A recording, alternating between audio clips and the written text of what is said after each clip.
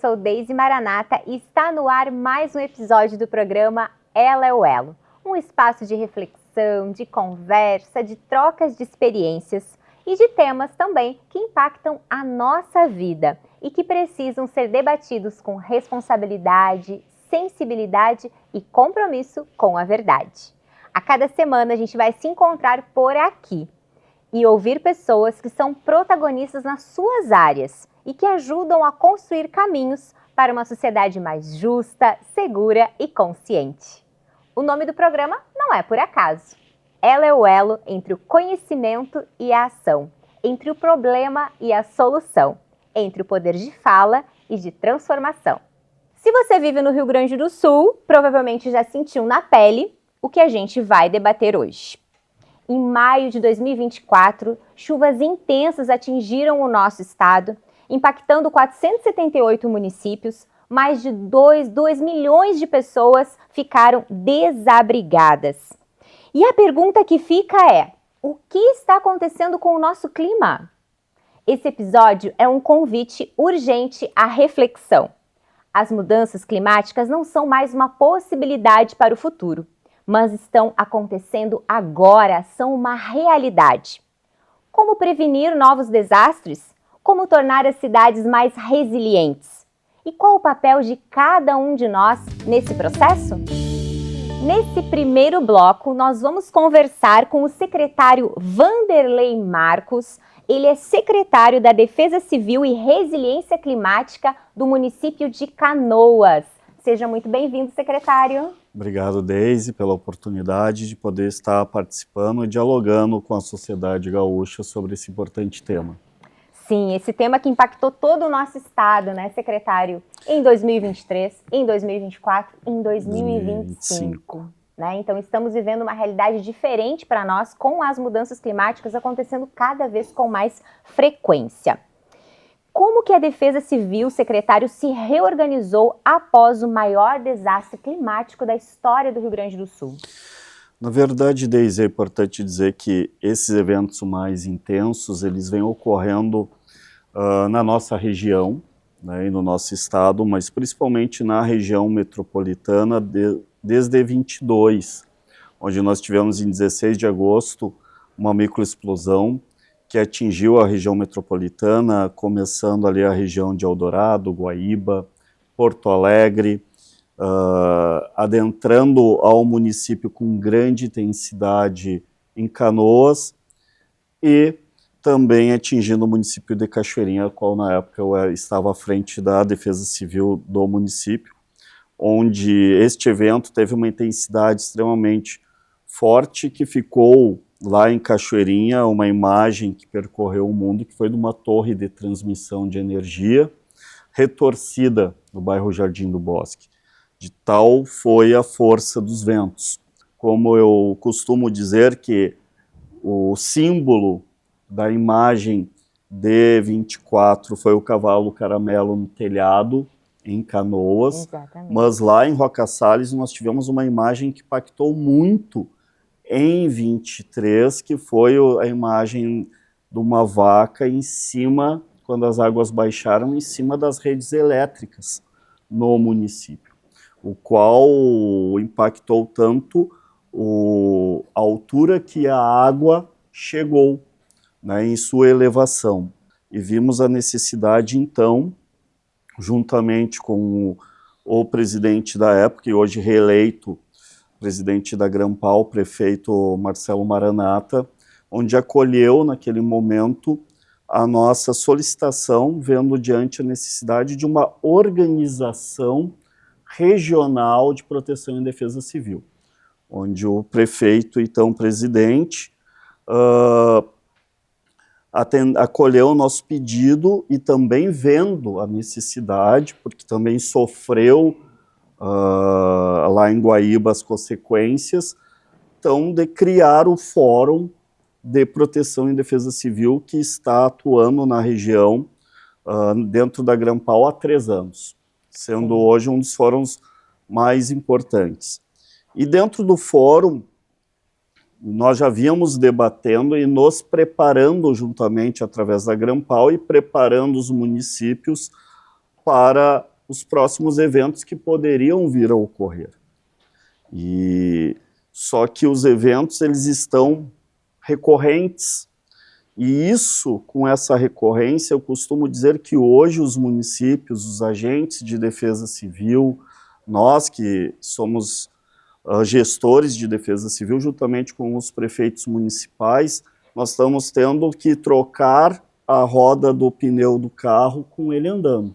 Sim. Porque logo em seguida, ali na virada de 23 para 24, o nosso estado, a nossa região sofreu em 16 de janeiro uma severa tempestade repentina de 15 minutos em 16 de janeiro, uma macrocélula que acabou trazendo ventos com quase 200 quilômetros por hora, que acabou destelhando diversas residências na região, e não foi diferente lá em Cachoeirinha, quanto em Canoas e em outros municípios, e com isso tu vai reconstruindo, a cada evento tu vai tendo que reconstruir as cidades, né? E logo em seguida, quando começa a reconstruir de um evento climático de grande intensidade, onde só em Canoas nós tivemos, lá em Canoas, eu não estava mais pelos dados, mais de 3.000 residências afetadas, e em Cachoeirinha, que é um pouco menor, nós tivemos 1.500 residências.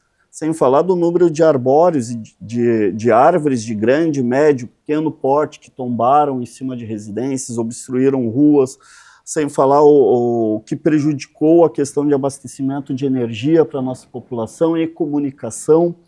Então, quando tu consegue começar a reestruturar para que a cidade possa voltar à normalidade, nós fomos surpreendidos com um novo evento climático, e daí sim, uma das maiores tragédias em 24, né, que atingiu severamente o estado do Rio Grande do Sul, mas dessa vez com um impacto muito maior, que foi a região metropolitana, que foi a cidade de Guaíba, que sofreu, Eldorado do Sul, também Porto Alegre e Cachoeirinha, que foram as da região metropolitana afetadas, mas a cidade mais afetada do estado foi Canoas. Sim. Foram 186 mil pessoas atingidas diretamente, foram 80 mil residências.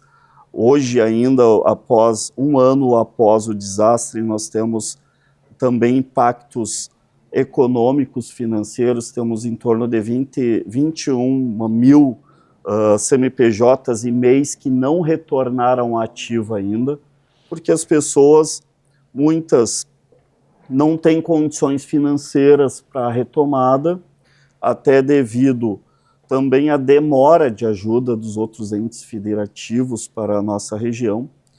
E então, estamos tendo uma grande força e também lidando. Quando passa um ano, nós já sofremos também com novas chuvas intensas, claro, de pouca intensidade, mas o que mostra que, principalmente, é o que eu costumo dizer para os meus colegas de Grampal e o que eu digo também para os meus colegas de município.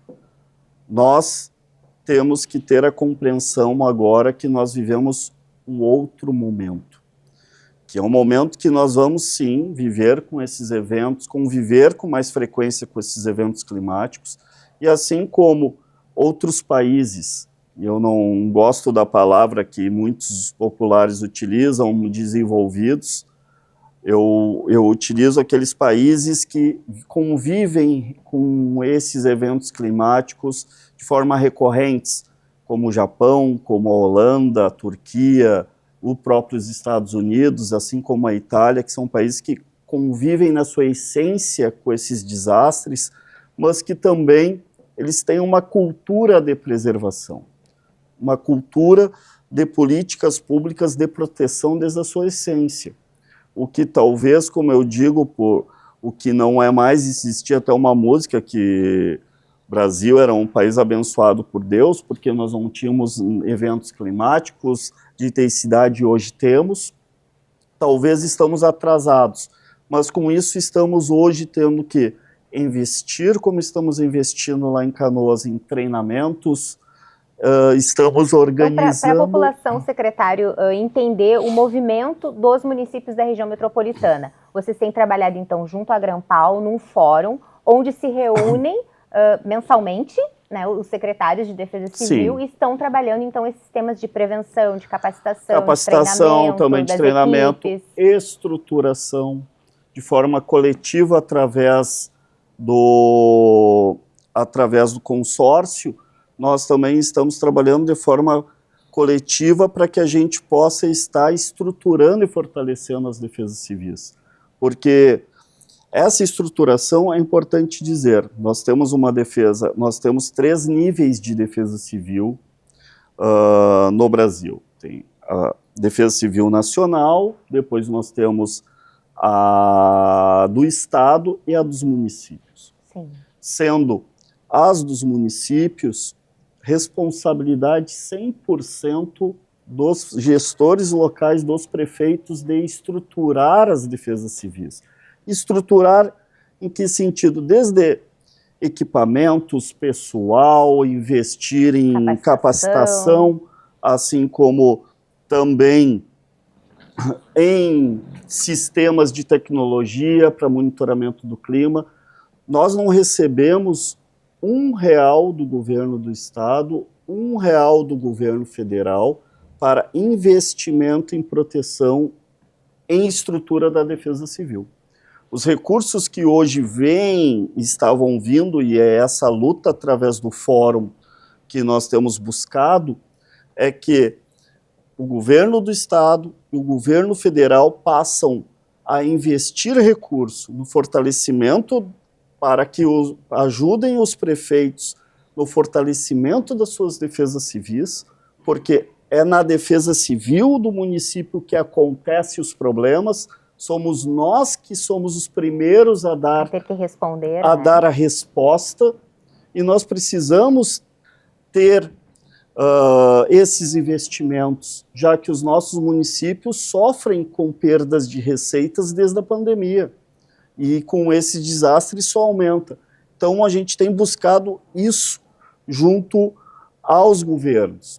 Buscamos também uma lei que nós consideramos muito importante, que nasceu dentro do Fórum da Grampal, com o apoio do presidente, que foi a lei de cooperação mútua entre os municípios.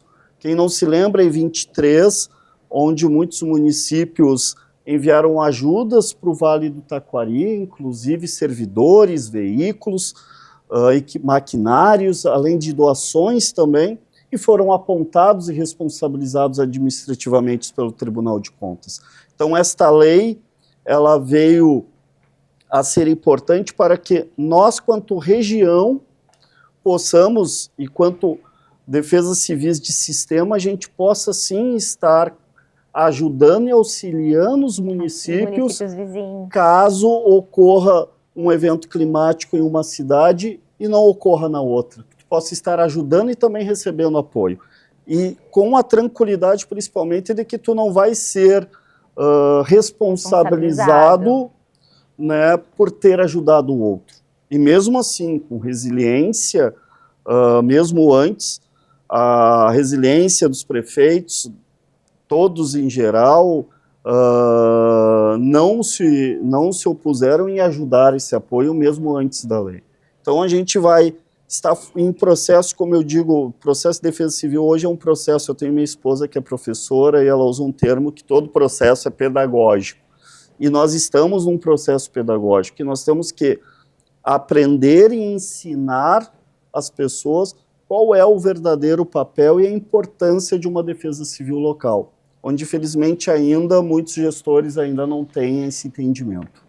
Muito obrigada, secretário, por trazer essas informações para nós. Com certeza a população fica mais tranquila, sabendo que os gestores da nossa região metropolitana, que é o fórum do qual o senhor faz parte aqui da Grampal, está trabalhando, então, para que a gente possa capacitar as equipes, para que a gente possa fazer a nossa parte também, enquanto comunidade, orientar a população de uma maneira correta para enfrentar essas mudanças climáticas. Muito obrigada pela sua presença conosco. Obrigado. Agora eu quero te convidar para assistir com a gente o quadro Papo Local. Hoje o Papo Local é em Eldorado do Sul, com a prefeita Juliana Carvalho. Muito obrigada por nos receber. Obrigada eu, Deise. Vamos conversar um pouquinho então sobre a situação do município de Eldorado, que foi totalmente atingido pelas águas durante a maior calamidade do nosso estado, que ocorreu o ano passado. Como a senhora descreveria hoje a situação da cidade, prefeita? Nós estamos literalmente construindo uma nova Eldorado. Uma nova cidade. A água em 2024 devastou o nosso município. Naquele momento, inclusive, muitas pessoas acreditavam que a cidade não voltaria mais a ser como antes. E o meu desafio como prefeita é torná-la melhor do que antes. Devolver esperança para as pessoas, conseguir trazer as pessoas de volta para suas casas e fazer as obras que a gente precisa para proteger a cidade para o futuro. E quais foram as prioridades da prefeitura naqueles primeiros dias? Logo que a senhora assumiu a gestão, quais foram os principais desafios? As obras de proteção. A maioria, as grandes obras de proteção não dependem só do município, né? Elas serão construídas pelo governo do estado com recursos do governo federal. São obras muito volumosas, muito robustas e que precisam de processos longos, né? De longas burocracias, enfim. Mas a nossa lição de casa aqui, o desassoreamento dos arroios, dos córregos, dos canais, a limpeza das redes de drenagem, tinha muitas redes que nunca haviam sido limpas ou que não eram limpas há mais de 10 anos. A cidade muito grande, né, e passou por muitas enchentes em que não havia essa manutenção, e esse trabalho é muito importante, se mostrou muito importante agora em junho, quando novamente o município foi atingido por uma enchente. E até que a água do rio começasse a invadir a área urbana, as nossas redes deram conta de todo aquele volume de chuva com as nossas redes limpas e com a manutenção em dia. Então, os primeiros 6 meses, a gente se preparou para o segundo semestre, que geralmente tem chuva, tem grandes volumes de chuva, tem períodos mais chuvosos. Então, os primeiros dias foram para preparar a cidade, para proteger para os 6 últimos meses do ano, que geralmente são mais perigosos do ponto de vista de alagamentos, né? E quais são as obras que continuam, então, sendo feitas agora nesse segundo semestre? A gente está fazendo a recuperação das nossas redes, muitas delas foram destruídas pela enchente de 2024 e precisam ser recuperadas. E constantemente a manutenção e a limpeza das nossas redes e também dos canais que precisam ser desassoreados aqui dentro do território. E a gente também acompanha o trabalho de contratação das grandes obras, que é o nosso DIC. Agora também vai ser incluído nesse anteprojeto, nessa atualização, a Ponte Seca, que é a passagem de água ali por baixo da BR para diminuir os alagamentos aqui na área urbana, e também a proteção do outro lado, do lado leste da cidade. Muito trabalho, né, prefeita? Muito. Mas a gente percebe pela sua rotina, acompanha pelas redes, que é uma rotina intensa, de muito trabalho, muitas atividades e obras importantes, como tu já disseste, né? Verdade. Muito importantes. Uma das coisas que a gente percebeu também no nosso programa, ali conversando com os especialistas, é a questão da saúde mental. As pessoas ficam nervosas, ficam ansiosas quando há uma previsão de chuva, quando a Defesa Civil diz que vai trazer um alerta. O que vocês já conseguiram fazer, estão fazendo para cuidar da saúde mental das pessoas? A gente ampliou em muito a quantidade de psiquiatras e psicólogos, reforçamos bastante o nosso sistema de saúde mental. Hoje todas as unidades de saúde contam com psicólogo, que a gente nunca teve, né? Os nossos serviços de saúde mental eram concentrados, centralizados no nosso CAPS. Hoje a gente conseguiu descentralizar para todos os bairros para a gente conseguir fazer uma grande triagem na população. Porque, infelizmente, eu governo uma cidade vivendo um estresse pós-traumático coletivo muito intenso. E é coletivo, né? A cidade inteira está afetada, psicologicamente abalada, cada um num grau mais ou menos acentuado, mas todos nós estamos muito machucados, né? Inclusive os servidores públicos, os funcionários da prefeitura, os funcionários que precisam cuidar dessas pessoas que também estão machucadas. E a assistência social? Quais são os programas que estão ativos? A nossa Secretaria de Desenvolvimento Social está com uma super equipe lá, através do trabalho da secretária Tati, que está fazendo um grande trabalho de acolhimento, não só para as famílias afetadas, embora a maioria das famílias tenham sido afetadas, né? O pouco que não foi afetado acolheu quem estava afetado em grande quantidade, então todo mundo, de uma certa forma, viveu esse momento e agora está precisando de suporte, né? Então as equipes técnicas, as equipes da secretária Tati estão fazendo esse trabalho muito bem feito. As pessoas chegam lá na secretaria e podem demandar que elas serão acolhidas e encaminhadas da forma como precisa.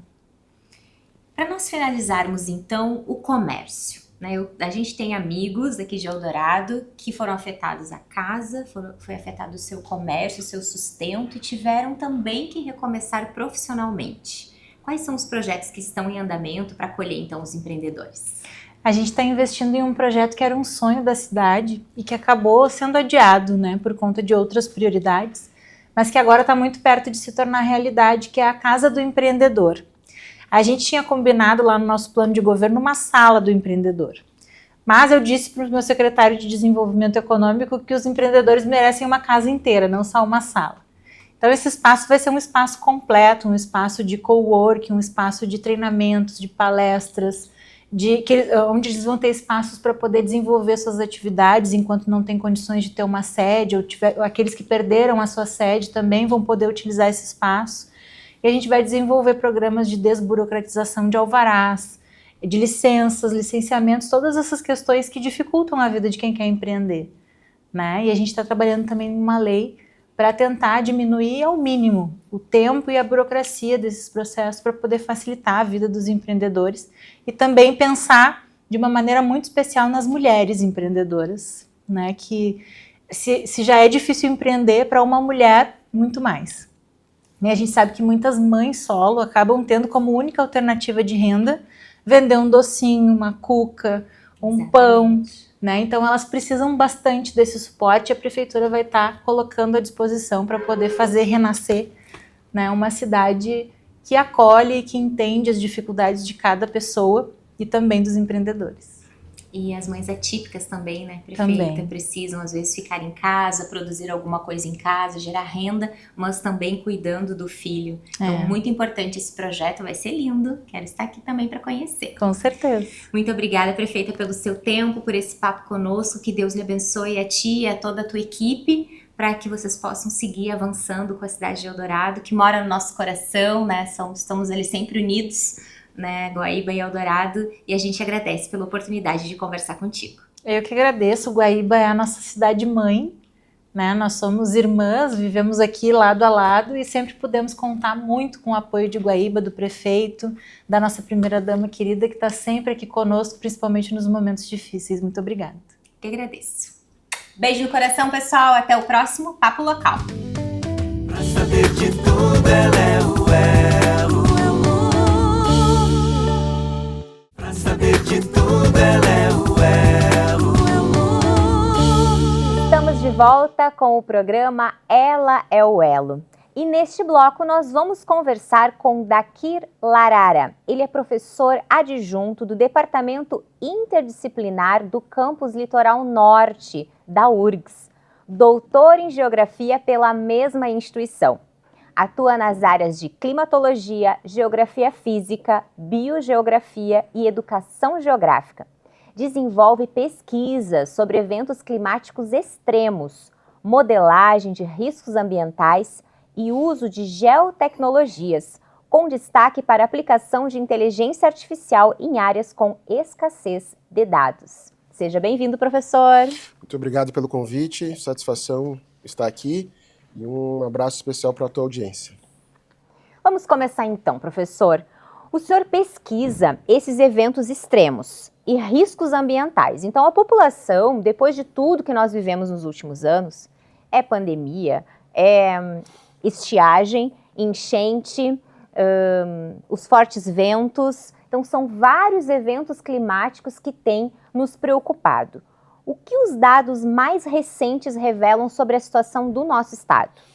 Bom, a gente tem que entender, desde a audiência, que o estado está dentro de um contexto regional e de um contexto global. Né? Então, as mudanças climáticas, elas são uma realidade, elas estão em curso, né? E a região, o estado do Rio Grande do Sul, está numa posição geográfica de uma série de eventos extremos que se acentua com as mudanças climáticas, né? Então, se nós fôssemos assim rapidamente conceituar o que seriam mudanças climáticas, a gente pode dizer que é um conjunto de alterações da dinâmica do clima que estão associadas à dinâmica natural e também ao conjunto das atividades humanas que nos últimos 200 anos, mais ou menos, se intensificaram a partir da Revolução Industrial, por exemplo, e do uso da ocupação do solo.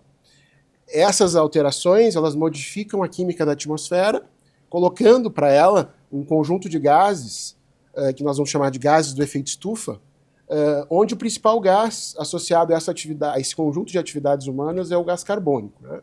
Então, o aumento do gás carbônico na atmosfera faz o planeta ficar mais quente. Por conseguinte, a dinâmica do clima se adapta a essa nova condição de mais aquecimento. E, por consequência disso, as características climáticas anteriores, elas se modificam, se alteram, frente a esse novo quadro de um planeta e de uma atmosfera mais quente. Isso vai gerar uma alteração nos padrões de chuva, como tu falou, de dinâmica de ventos, de estiagem, ondas de calor, ondas de frio.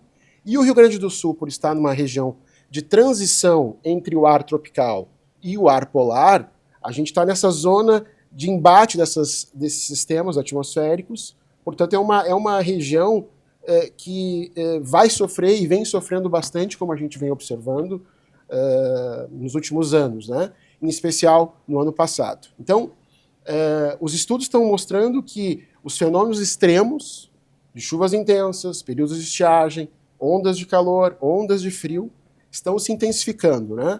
Por conseguinte, impactando nos sistemas naturais e nos sistemas humanos, ameaçando e ceifando, como a gente observou, vidas humanas nesse processo. Então, uma série de estudos vem sendo feitas já há mais de 10 anos. A gente já vem alertando sobre essa temática há bastante tempo e o estado do Rio Grande do Sul está nessa zona, nesse local de grande perturbação de eventos extremos, impactando no sistema construído e também na maneira, no modo de vida em que as pessoas, historicamente, aqui se estabeleceram, né? O que a gente percebe, professor, é como as pessoas elas sofreram, né, esse trauma, essas perdas, não foram somente perdas materiais, foram perdas de lembranças, né, das fotos dos filhos. Então, sim, isso causou também um trauma nas pessoas. Sem dúvida. Quando a gente tem uma previsão de chuva forte, as pessoas já ficam em alerta.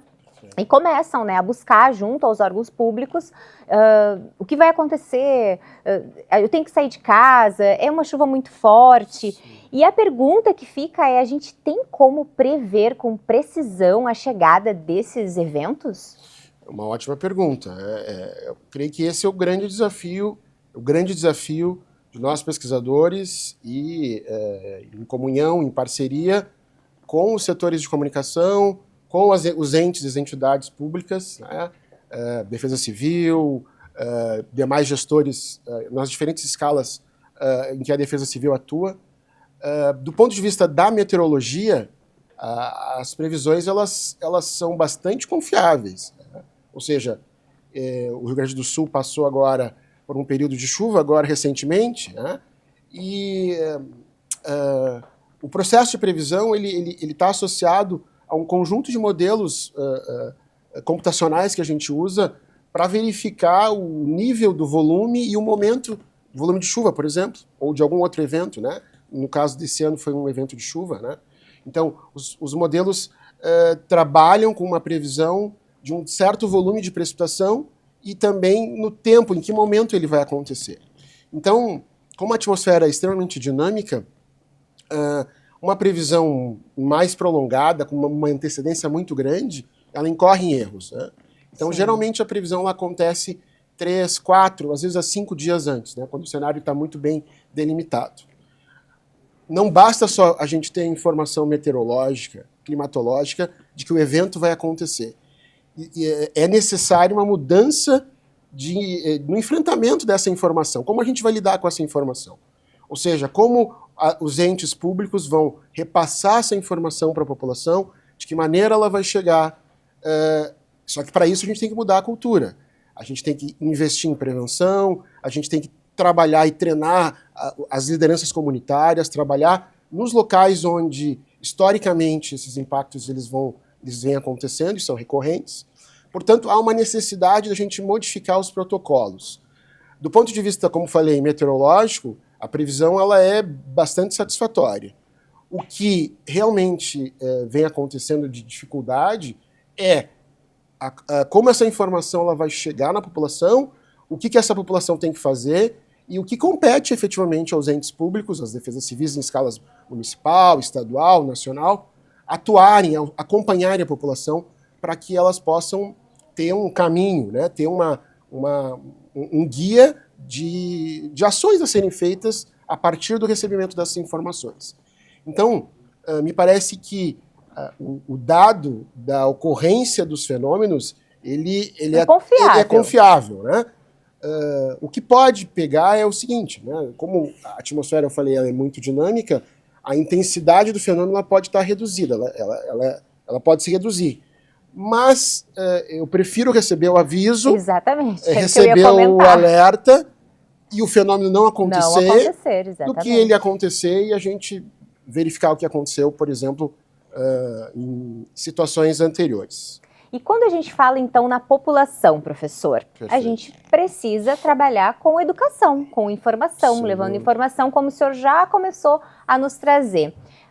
O que as universidades têm pensado sobre isso, trabalhado em termos de programas? Como que nós vamos trabalhar com as nossas crianças essas informações? Como que a gente pode começar esse trabalho, então, de conscientização da população para a sua parte também, como, por exemplo, coleta seletiva de lixos, né, não colocar os lixos em locais inapropriados. Uhum. Nós também temos a nossa parte, né? Sem dúvida.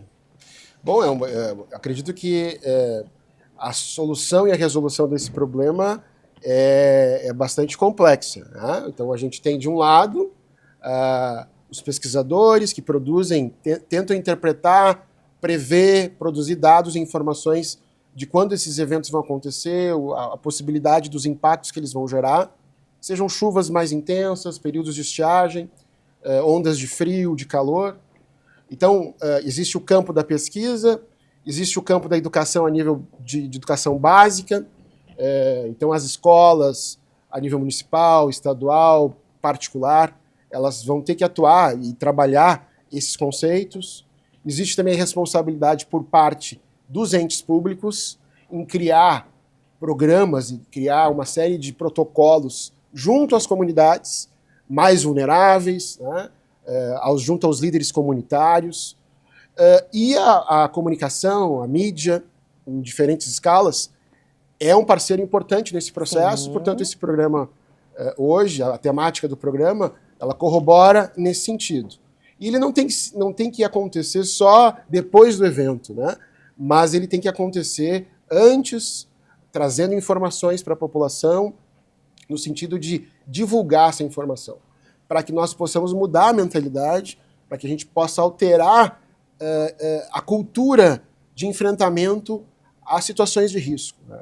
Então, o processo da educação ele é um processo amplo, ele é um processo que envolve um conjunto de níveis, né? Seja pesquisa, os entes públicos, a educação básica, a comunicação, para que nós possamos, então, fazer um enfrentamento mais robusto diante desses eventos que estão cada vez mais recorrentes e frequentes. E a ciência, professor, ela já aponta caminhos de adaptação, então, para as nossas regiões, para a nossa região sul, para o nosso estado do Rio Grande do Sul, diante de tudo que o senhor já nos trouxe, que estamos realmente numa região em que temos a frente fria vindo, se batendo com o ar quente, aí vem a chuva, vem a tempestade, vem o vento forte. Uhum. O que a ciência já aponta, então, que a gente vai ter que se reestruturar? Sem dúvida, né? Nós temos... Primeiro, a gente tem que identificar quais são as áreas em que esses fenômenos vão acontecer de forma mais recorrente. Identificando essas áreas, a gente tem que traçar um conjunto de atividades no âmbito educacional, no âmbito do preparo do poder público em termos de infraestrutura. A gente fala aí que existem uma série de protocolos de obras estruturais e não estruturais.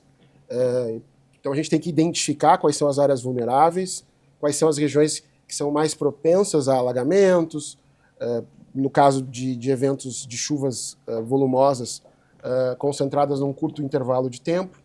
Então, primeiro, a gente tem que mapear bem as áreas de maior risco, né? Sabendo quais são essas áreas, desenvolver um conjunto de de estratégias de organização das comunidades frente a esses eventos, né? Saber o que vai fazer com a informação meteorológica, com a informação da Defesa Civil, mas para isso há necessidade de um treinamento prévio, de uma capacitação prévia. Por isso, a gente tem que alocar mais recursos para investir não só em obras estruturais, mas também em ações não estruturais, que são ações junto a comunidades. Eu participo, por exemplo, de um projeto que foi aprovado pela FAPERGS, pela Fundação de Fomento à Pesquisa do Estado, chamado Previne Taquariantas. Previne Taquariantas. A gente atua junto à região do Vale do Taquari, um conjunto de pesquisadores de diversas universidades, trabalhando junto às prefeituras, no sentido de mapear as áreas com risco de alagamento. A gente tem um grupo que trabalha junto às comunidades, que é o grupo da comunicação. Então, existe um conjunto de atividades que podem ser feitas para preparar a população e os entes públicos a lidar com essa situação, que, como eu falei antes, está se tornando cada vez mais recorrente, mais frequente. Portanto, a gente tem que criar a tal da resiliência, né? Aquela casca, vamos dizer assim, para esse enfrentamento, né? E isso não vai acontecer se a gente somente tratar do depois. A gente tem que ter uma capacitação, uma expertise, um nível educacional prévio de enfrentamento, de saber o que a gente vai fazer. Cada um com as suas ações, mas com o intuito de trabalhar a coletividade, que é o bem maior dos municípios, das regiões e do Estado como um todo. Cada um entendendo a sua parte, a sua função e trabalhando harmoniosamente, harmoniosa em conjunto, e conjuntamente. Né? Muito obrigada, professor, pela sua presença. Sempre bom a gente conversar com quem estuda, com quem entende, a gente aprende coisas novas. Então, muito obrigada pela sua presença conosco. Eu que agradeço o convite, estou à disposição. Muito obrigado. Obrigada. Agora eu quero te convidar para assistir o quadro Papo Local. Agora nós estamos na casa da dona Jurema. Ela é vigilante patrimonial e está nos recebendo aqui no escritório de contabilidade da sua filha para que a gente possa bater um papo também sobre como ela está vivendo esse momento de reconstrução da cidade de Eldorado. Dona Jurema, a senhora é moradora de Eldorado há 10 anos, Há 10 anos.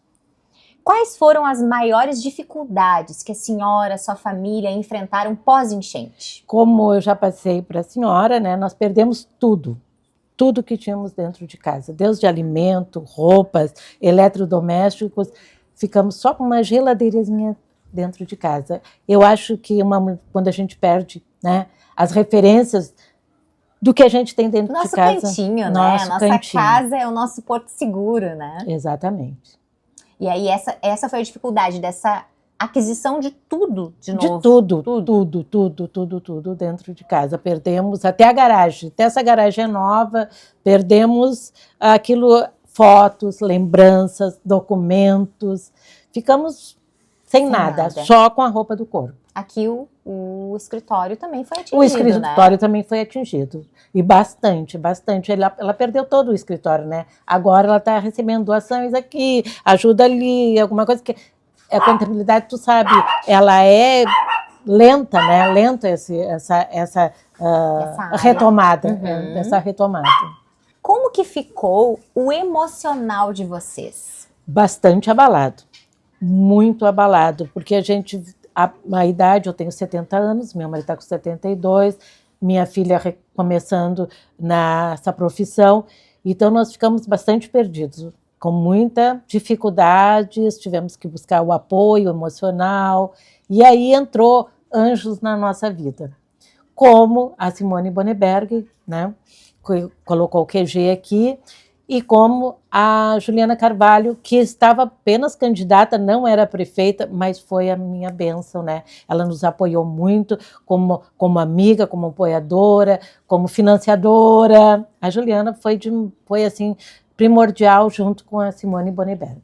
E vocês já começaram, enquanto família, já começaram a fazer esse tratamento com psicólogos? Já. Tiveram acesso ao serviço? Tivemos o acesso através do município.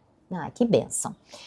O que mais mudou na sua vida depois da enchente? Qual foi a maior mudança? A mudança foi que a gente estava sempre muito dentro da gente, na família, e não sabia que tinha essa comunidade, não conhecia a comunidade. Tu via um vizinho aqui, um vizinho ali, né? Bom dia, boa tarde. a mudança maior foi essa. Conhecer, unir, a gente sofrendo, tendo as dificuldades, mas tendo que amparar o outro, né? O outro com as suas dificuldades e nos amparando. Assim que a gente conseguiu se fortalecer. Essa união da comunidade. Essa união da comunidade. Meu filho perguntava, mãe, tu sozinha, tu e o pai lá dentro daquela casa? Eu digo, mas não estamos com fome, não estamos com frio. Temos um colchão para dormir, porque a comunidade nos fortaleceu e o que nós ganhávamos, a gente conseguia dividir, aprender a dividir. Sabe que lá em Guaíba também a gente sentiu isso. A gente estava vivendo um momento muito triste, onde as pessoas estavam perdendo não só os bens materiais, como a senhora trouxe, mas as suas lembranças, as suas fotos dos filhos, a sua história, né? Exato. Registros da sua história. Mas todo mundo largou, né? Largou as suas coisas. Eu lembro nos primeiros dias da prefeitura, todas as pessoas que não foram atingidas estavam lá, prontidão para ser voluntárias, para servir ao próximo. Então essa união da comunidade fez muita diferença, realmente. Exatamente. Quando a gente voltou para casa, nós não tínhamos nada, né? Abrimos a porta, era um entulho em volta de barro, que era tuas lembranças, que era teus pratos, que era ter... Olha, chega a me emocionar ainda. E aí tu tem que botar tudo para a rua e recomeçar de novo. Graças a Deus, ele fortaleceu a senhora, a sua família. Coisa boa a gente ter família, amigos junto com a gente e mais toda a comunidade unida. Então, muito obrigada por nos receber aqui na sua empresa também, junto com a filha. Muito obrigada por nos receber. Obrigada. Pessoal, um beijo no coração de cada um de vocês. Fiquem com Deus. Obrigada. Pra saber de tudo, ela é o elo. Pra saber de tudo, ela é o elo. Nesse terceiro bloco do programa Ela é o Elo, eu converso com o vereador de Porto Alegre, Marcos Felipe. Com apenas 32 anos, o vereador Marcos Felipe já soma uma trajetória sólida na gestão pública de Porto Alegre. Advogado, com especialização em gestão pública e direito administrativo, Marcos Felipe se destacou ao assumir aos 28 anos a Secretaria Municipal de Serviços Urbanos, tornando-se um dos secretários mais jovens da história da capital. Atualmente, Marcos Felipe segue batalhando por obras de prevenção contra novas cheias, defendendo investimentos estruturantes e permanentes. Seja bem-vindo, vereador. Deise, obrigado pelo convite, um prazer conversar contigo, com os telespectadores, ainda mais de um tema tão importante. Para mim, o tema prioritário do nosso estado e, por óbvio, da capital dos gaúchos. Porto Alegre é a capital que me concedeu aí o direito, né, e o dever de representar o cidadão. Então, é um tema que a gente vive hoje diariamente, acaba aqui, infelizmente, vivendo com medo e angústia das pessoas, né?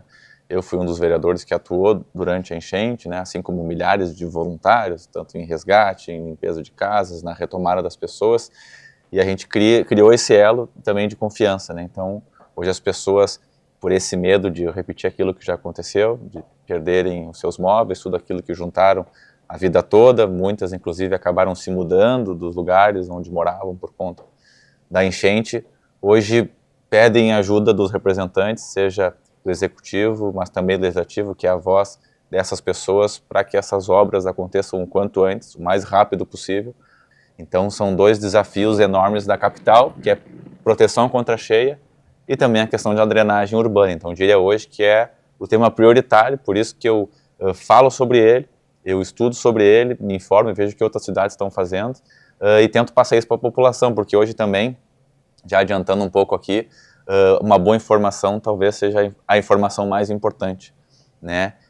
E uma informação assertiva dos órgãos de governo, seja das secretarias de comunicação, do prefeito, de defesa civil, assertivo no que diz respeito à probabilidade de chuva, né? Quantidade de chuva, vai chover, o nível dos rios, porque as pessoas perguntam muito isso para poder se programar. Não é se vai acontecer de novo, é quando vai acontecer de novo. Exatamente. Então essa é a grande pergunta e por isso que a gente precisa se preparar o quanto antes para estar preparado para eventos climáticos adversos que nas suas proporções eles já estão acontecendo antes mesmo da enchente de 2024. A gente teve eventos que atingiram outras cidades, atingiram Porto Alegre, obviamente que em 2024, em maio, atingiu ali a cota máxima de 5,35 m o nível do Guaíba, mas a gente recentemente teve de novo cidades alagadas, áreas de Porto Alegre alagadas, que tem a cota mais baixa, principalmente que é a região da ilha.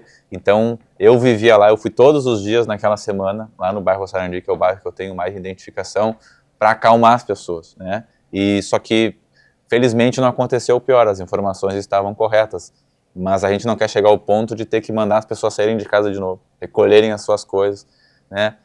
Só que, infelizmente, se as obras e tudo aquilo que envolve a proteção contra a cheia da cidade acabar não acontecendo, infelizmente, esse episódio vai se repetir. Então, por isso que a gente tem que falar do assunto, né? O teu programa é extremamente importante porque traz a realidade, né? A questão climática, se me permite aqui, eu trabalhei isso na Secretaria de Serviços Urbanos, a gente trouxe medidas importantes para diminuir os gases do efeito estufa, né? Porque hoje Porto Alegre fez um inventário das emissões de gases de efeito estufa, que é um papel em que todas as cidades têm que fazer para evitar o aquecimento global, que é a consequência que traz hoje para todas as cidades. Obviamente que esse é um processo a médio e longo prazo, mas deve começar desde já. Foi nesse inventário que a cidade fez, dos gases do efeito estufa, 70% diz respeito a combustível, ou seja, os automóveis que andam na cidade. A gente vê cada vez mais carro, ônibus, caminhões, então tem um desafio aí da cidade se adaptar à nova realidade, diminuir essa emissão de gases de efeito estufa. E aí entra o quê? Carros que obrigatoriamente têm que andar na cidade, são os ônibus. Então a vinda de ônibus elétricos para a cidade, tu mudar esses ônibus são é um dever andarem pela cidade para as pessoas poderem se locomover. A própria questão dos caminhões de recolhimento de lixo, são mais de 80 caminhões que percorrem a cidade todos os dias, hoje são todos eles a gasolina, então tem que prever agora na futura concessão de resíduos caminhões que dialoguem com o meio ambiente, com a sustentabilidade. Então, essas partes do combustível, 70% das emissões da cidade, é um tema de casa de Porto Alegre. Tem sido feito. O restante dos 30% é a questão da energia estacionária, né, que a gente ter uma eficiência energética, né, diminuir o consumo e usar placa solar naquilo que for possível, a energia rastreável, né, para que a gente não tenha perda de energia durante o caminho, que acaba também poluindo, e o terceiro é o resíduo sólido. E aí entra os lixões a céu aberto, os focos de lixo, a não separação adequada, o volume de resíduos que a gente leva para o aterro e acaba não sendo separado, isso é um passivo ambiental. Então, dentro dessas três esferas que hoje correspondem aos poluentes da nossa cidade, é onde a gente tem que trabalhar a curto, médio e longo prazo, para que a gente faça a nossa parte, a parte como Porto Alegre.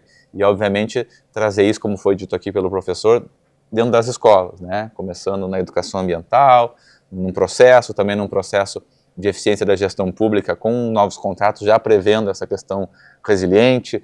Por exemplo, na secretaria eu trouxe o asfalto morno, na cidade de Porto Alegre, que é um asfalto que ele produz menos CO2, para os trabalhadores ele é melhor porque ele é aplicado com menor temperatura, então não tem aquele fumus para o trabalhador, tu libera o trânsito mais rápido. E aqui em Porto Alegre, com menos de 10 graus, não rodava a usina de asfalto, porque era muito frio, o asfalto tem que ser aplicado a uns 140 graus. Mas na França, nos Estados Unidos, na Inglaterra, eles aplicam esse asfalto morno, que independente da temperatura, porque ele tem um aditivo que ele é aplicado a uma temperatura menor, isso emite menos CO2. Então o asfalto é um serviço importante para a cidade. Ninguém quer buraco, as pessoas querem as ruas bem pavimentadas, então é um serviço necessário, mas se tu puder, dentro de um serviço, trazer eficiência e uma questão ambiental, a gente também trouxe o asfalto borracha, que é oriundo de pneu moído, então entra naquele espaço de reciclar, né, um pneu inservível. Alternativas nós temos, né, Alternativas a gente nós temos, a gente já percebeu assim que é uma pauta realmente que tu defende, tu tem muito conhecimento, mas nesse bloco eu queria que tu me trouxesse assim, um pouquinho da tua experiência enquanto vereador, enquanto representante da comunidade. Qual que é a maior ansiedade da população? A população, ela quer ver, no caso de Porto Alegre, a cidade protegida. E aí tem hoje a questão das comportas, né? Porto Alegre hoje tem 14 comportas, já foi anunciado que 8 dessas comportas serão fechadas de maneira definitiva. Tem um estudo que aponta que a água entrou na cidade de Porto Alegre por 49 pontos. Então é isso que tem que ser trabalhado. Dentro desses 49 pontos onde a água entrou na cidade de Porto Alegre, seja por comporta, seja por dique, seja por esgoto, esses têm que ser trabalhados para evitar novas tragédias. Então a gente tem as comportas ali que de 14 para 8 a gente já diminui de 155 metros para apenas 40 metros de abertura, então vai proteger o Maitá, o centro histórico, boa parte do quarto distrito. Então a prefeitura já fechou 3 comportas, anunciou que vai fechar 8, e as que não vão ser fechadas têm uma reforma efetiva, né? Que elas tenham facilidade de abrir e fechar, tenham vedações, que elas possam funcionar de fato quando for necessário de maneira ágil, né? Então, o fechamento das comportas é fundamental para proteger o centro histórico, os bairros como Menino Deus, o Maitá, Navegantes, Vila Farrapos, toda aquela parte ali que foi atingida, principalmente a comporta 14, foi anunciado agora que vai ser fechada de maneira definitiva, porque ela estava fechada no momento da enchente, mas a água veio tão forte que ela acabou se dobrando e entrou muita água naquela região. E o Muro da Mauá também é uma proteção, né, que veio depois de que as pessoas às vezes falam só da enchente de 1941, que foi a 4,75, e de agora de maio, que foi a 5,35. Mas em 1967 teve uma outra cheia que teve menos, teve 3,15 metros, mas o centro também alagou. E a partir de 1967, que o DNOS, o antigo órgão federal, que começaram essas obras de proteção contra cheias na cidade, de dique, de casa de bomba, de Muro da Mauá. Então, além de reforçar a proteção no que diz comportas, no que diz respeito aos diques, a gente tem a Freeway é um dique. Um tempo atrás foi feito um dique ali, colocado asfalto. A Edivaldo Pereira Paiva, na Orla, também é um dique, porque ela é mais alta que o nível do rio. A gente tem a Castelo Branco, também é um dique, faz uma proteção que virou uma avenida. Tem o dique do Sarandi, que foi por onde a água entrou também no bairro, ou seja, o dique extravasou, mas também houve um rompimento do dique. Então as obras do dique também são extremamente importantes aqui em Porto Alegre, né? Que o dique é aquela água que vem de fora de outras cidades que acaba entrando dentro de um bairro como o Sarandi de 30 mil pessoas. Então essa obra, ela está hoje para subir para 5,80 metros, futuramente ela tem que chegar a 7 metros, mas com 5,80 já é uma altura segura. A gente teve o dique da Fiergas, que já está praticamente concluído, e a gente tem um outro dique, que é o dique da Nova Brasília, que ele ainda não está concluído, e ali, eu sempre digo, a construção do dique em si, hoje, ela não é tão complexa. A maior dificuldade é acolher as pessoas que estão morando em cima do dique ou no entorno do dique. É um problema de moradia que vem antes da questão de proteger as cidades. É acolher essas pessoas. Mas também hoje é uma oportunidade de ter um programa como Compra Assistida, que é R$200 mil para as pessoas que tiveram a sua casa invadida pela água e estão em locais que vai precisar de obra de proteção contra cheias, que essas pessoas recebam esse valor. Muitas vezes a casa até vale menos, em outros locais vale mais, mas elas recebam esse valor e elas escolham um lugar seguro para morar. Obrigada, vereador, pela tua participação aqui com a gente. Foi rapidinho, mas pode voltar sempre que quiser, trazendo mais informações do que está sendo feito, de como estão as obras aqui em Porto Alegre, né, a nossa capital. E como tu bem disseste, as águas descem, né, vêm das outras regiões, descem, chegam aqui no Rio Guaíba e acabam atingindo a capital e a região metropolitana. Então, muito obrigada pelos teus esclarecimentos. Obrigado pelo convite e parabéns pelo programa. Muito obrigada. As mudanças climáticas já não são mais uma previsão distante, mas uma realidade presente. E quanto mais a gente adia o debate, maior o impacto, principalmente sobre os mais vulneráveis. E é isso que o Ela é o Elo quer construir: pontes entre o conhecimento, a ação e a consciência. Obrigada pela sua audiência. Na próxima semana tem mais. E a gente se encontra para seguir refletindo e agindo. Beijo no coração! Atualidade.